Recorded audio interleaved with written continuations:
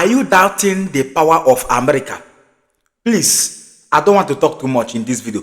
Come and watch this video and hear what America said that they are going to do to the Islamic jihadists all over Nigeria. Not only Nigeria, all over the world. So please, watch this video. Don't watch it in a hurry. Comport yourself and let's see why this video is causing global controversy. Don't go anywhere. Let's confirm the news. Let's watch it. We just finished an update with Admiral Brad Cooper, the CENTCOM commander, across the CENTCOM AOR, our leadership and troops, as you would expect, doing a fantastic job. 2 days ago, under the direction and direct orders of President Donald J. Trump, the Department of War launched Operation Epic Fury. And Sean, following up on that, why is there a narrative coming from the Nigerian government that attacks on Christians are not religiously based? Yeah, it's been a series of denials for years and years, and it hasn't just been the Nigerian government, it's been the mainstream media that's done this for many years. And only in the past year, and I think especially after President Trump's big announcement back in October, calling out the persecution of Christians in Nigeria, has it gained a lot more traction. You're talking about thousands every single year, for year and year on end.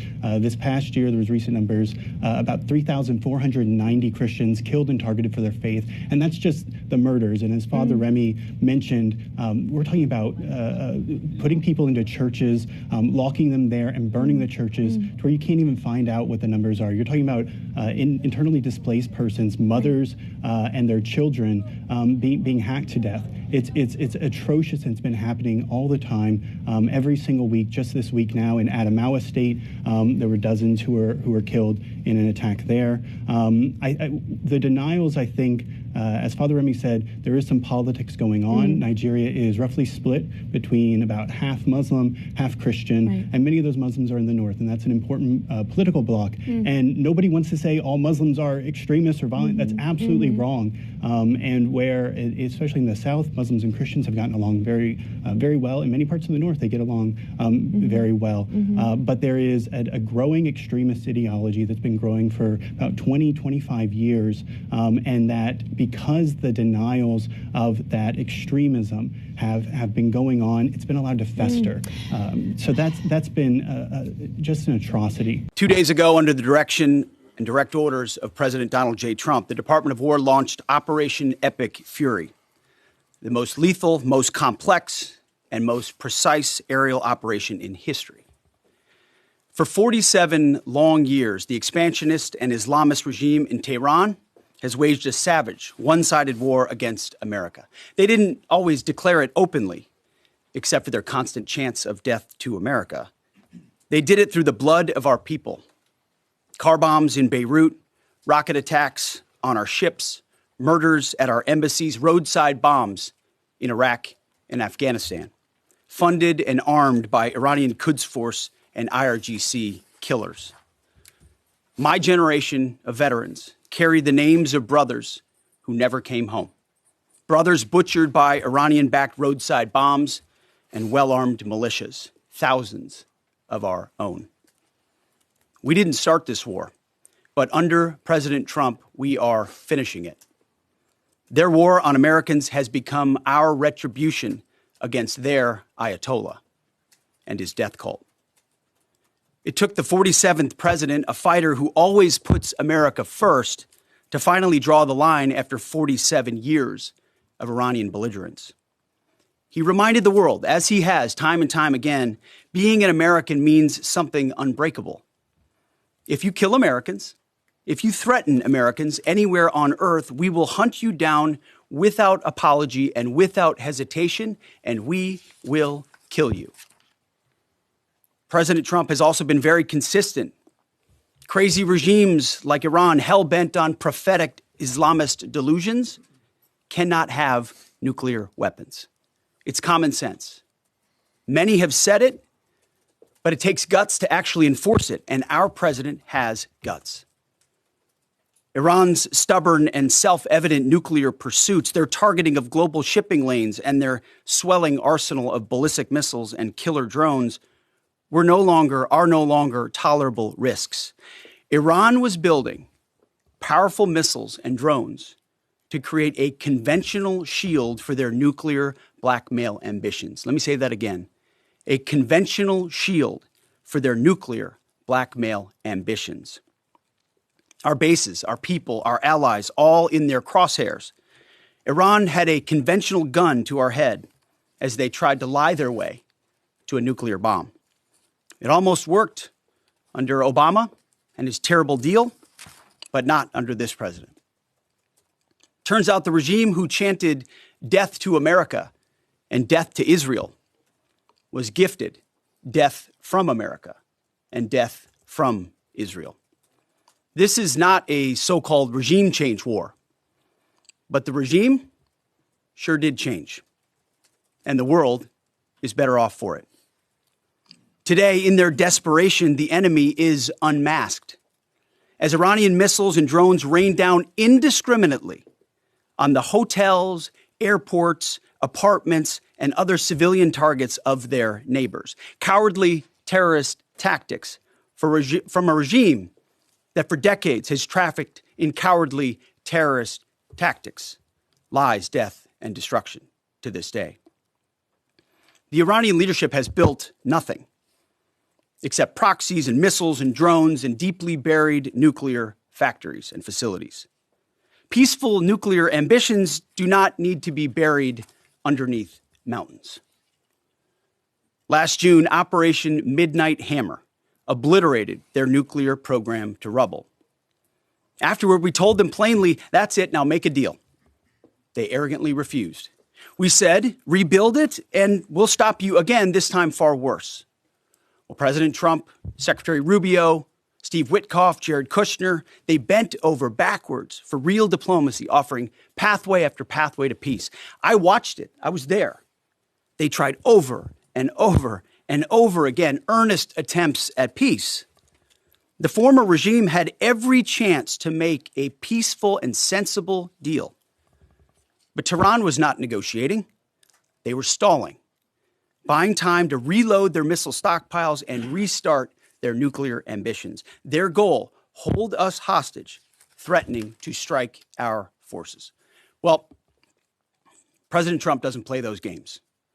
And as Secretary Rubio said after the Maduro raid, if you don't know, now you know.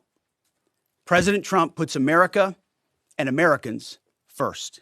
He doesn't hesitate, and neither do our troops. The mission of Operation Epic Fury is laser-focused. Destroy Iranian offensive missiles, destroy Iranian missile production, destroy their navy and other security infrastructure, and they will never have nuclear weapons. We're hitting them surgically, overwhelmingly, and unapologetically. With every passing day, our capabilities get stronger and Iran's get weaker. We set the terms of this war, from start to finish. Our ambitions are not utopian. They are realistic, scoped to our interests and the defense of our people and our allies. Speaking of people, we hope the Iranian people take advantage of this incredible opportunity. President Trump has been clear, now is your time. To Iranian security forces, choose wisely. President Trump has also been clear about your fate in either direction. To the media outlets and political left screaming endless wars, stop. This is not Iraq. This is not endless. I was there for both. Our generation knows better, and so does this president. He called the last 20 years of nation-building wars dumb, and he's right. This is the opposite. This operation is a clear, devastating, decisive mission. Destroy the missile threat, destroy the Navy, no nukes. Israel has clear missions as well, for which we are grateful. Capable partners, as we've said since the beginning, capable partners are good partners. Unlike so many of our traditional allies who wring their hands and clutch their pearls, hemming and hawing about the use of force. America, regardless of what so-called international institutions say, is unleashing the most lethal and precise air power campaign in history. B-2s, fighters, drones, missiles, and of course, classified effects. All on our terms, with maximum authorities. No stupid rules of engagement, no nation-building quagmire, no democracy-building exercise, no politically correct wars. We fight to win, and we don't waste time or lives. As the president warned, an effort of this scope will include casualties. War is hell, and always will be. A grateful nation honors the 4 Americans we have lost thus far and those injured. The absolute best of America. May we prosecute the remainder of this operation in a manner that honors them. No apologies, no hesitation, epic fury for them and the thousands of Americans before them, taken too soon by Iranian radicals. Before I turn it over to General Kane for the operational update, let me speak straight to you, the Joint Force, our warriors on the front lines. This is your moment. This is the generational turning point America has waited for since 1979, and since the rudderless wars of hubris my generation, our generation, endured. Don't listen to the noise. Just stay focused. Our commander-in-chief is steady at the wheel. We face a determined enemy, but you are better. But we must prove it every single day. History doesn't care if we're tired, if we're scared, or if the fight feels big. It demands warriors who rise anyway. Peace through strength, the warrior ethos, lethality, unity of purpose, those are not slogans. They're the beating heart of what it means to wear the uniform, that uniform. You think clearly under fire, you act decisively in chaos, you uphold the Constitution, and you uphold our country without hesitation. We are not defenders anymore. We are warriors, trained to kill the enemy and break their will. History is watching. Be the force you swore an oath to be, focused, disciplined, lethal, and unbreakable. We will finish this on America First conditions of President Trump's choosing. Nobody else's, as it should be. And know this above all, President Trump and I have your back, always. Through fire, through criticism, through fake news, through everything. We unleash you because you are the best, most powerful, most lethal fighting force the world has ever seen. May Almighty God watch over you. I am pleading with everybody, every citizen of this country, especially Christians. I am also pleading with all those who swear an oath in the name of God to protect the interest of Nigerians and work for their safety and well-being, to understand the nature of that God in whose name they made that profession of office, that they took that oath.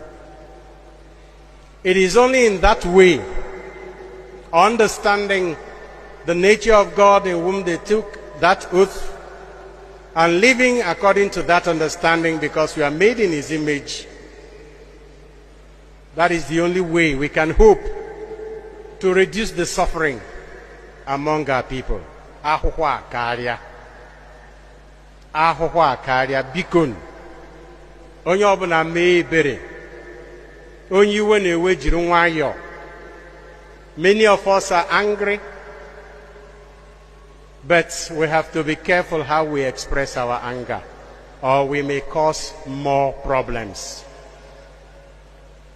It is in this spirit, in this light, that I understand the initiative by some state governments in the southeast, especially the newly inaugurated government in Enugu State, to try to restore normalcy in the southeast.